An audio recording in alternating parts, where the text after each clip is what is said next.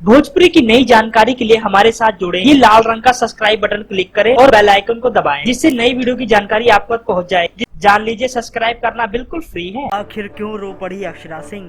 दोस्तों, आपको बता दें, अक्षरा सिंह इस बात से बहुत परेशान है। उनको नाजायज बिना किसी कारण बदनाम करने की कोशिश की जा रही है। इस बात पे पवन सिंह को भी बहुत गुस्सा आया और उन्होंने बहुत तगड़ा जवाब दिया लोगों को। उन्होंने कहा, ऐसा क्यों कर रहे हो?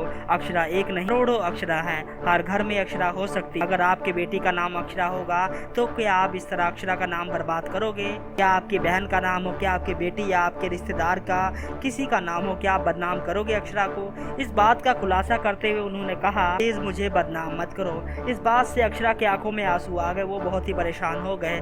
दोस्त, कुछ लोगों के कारण अक्षरा सिंह पे गलत गाने बनाने के बाद बहुत ही बुरा फील हो रहा है अक्षरा सिंह जी को।